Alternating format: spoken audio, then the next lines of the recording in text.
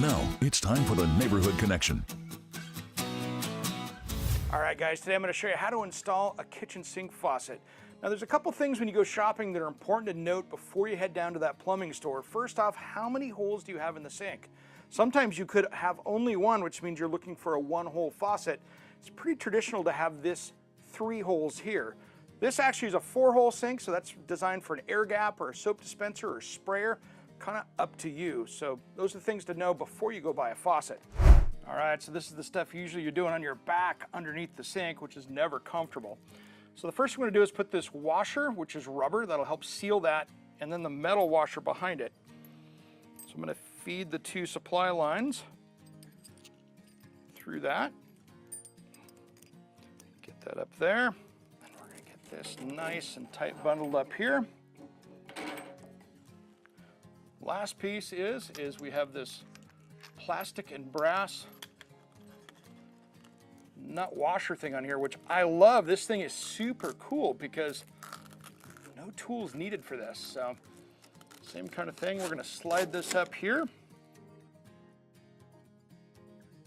Kind of like this design because it's always tight getting your hand up there. The deeper the sink, the harder this is. And then we can just get that nice and hand tight right there.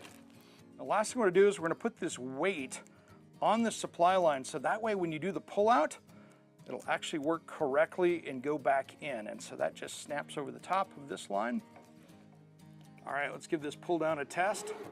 Make sure we got that adjusted right. I'm happy with that. The last thing you do is hooking up those angle stops down below so you have hot and cold water coming up here, and give it a leak test. That way you know there's no drips and no damage. This is how you install a kitchen faucet. I know you can do it. All right, guys, we had a great question come in about cutting concrete. It doesn't matter if you're cutting a paver or a patio itself, a lot of the same rules apply. So I'm going to show you some tricks that I like to do when I'm cutting concrete.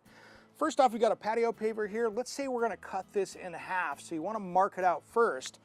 Now, these pavers are also a little different size, so that one's 15 5/8, which is, got to do a little math to figure that out. So I'm going to show you a little trick, which is really cool, the framing square right here, for marking this out and finding the center line. So what I do is I take this on an angle and come up here to an even number. So I'm going to go to 18 and 0.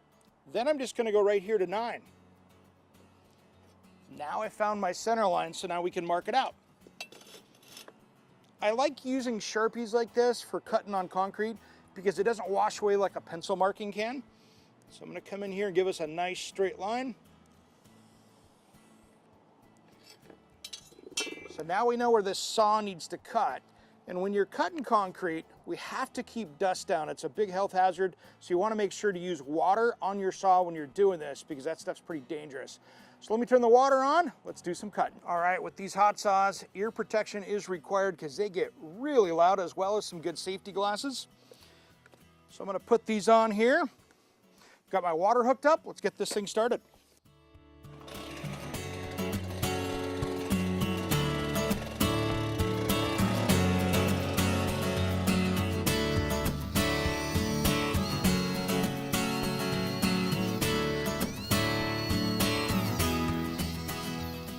All right, guys, and there we go. You can use chisels, you can use other grinders and things like that, but if you want a clean cut, this is the fast and easy way to do it.